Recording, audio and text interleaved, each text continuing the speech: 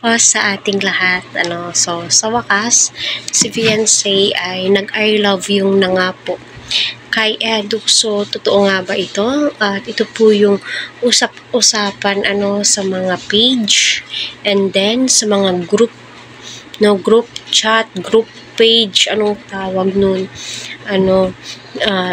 sinearch pa po nila ito sa Google kung ano po yung mga ibig sabihin ng mga sign na yun.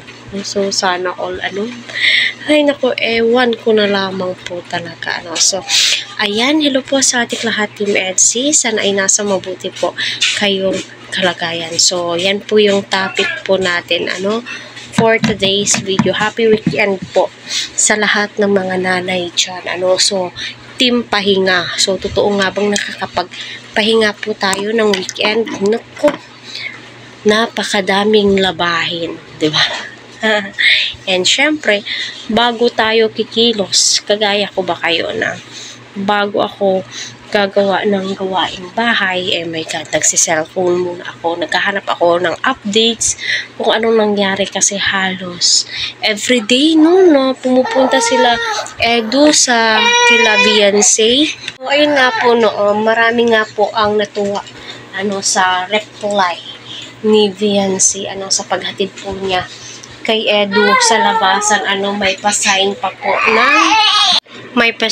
po ng I love you, just, diba? Sinearch po nila sa Facebook kung ano po yung ibig sabihin, ng mga sign na ginagawa po ni Edu at saka ni Fiancé. So, totoo yung sinabi ni Eds, sa upload po, na 4 weeks ago na wala ka palang cellphone, doon ka muna kay mama mag-chat, sabing gano'n ni Fiancé.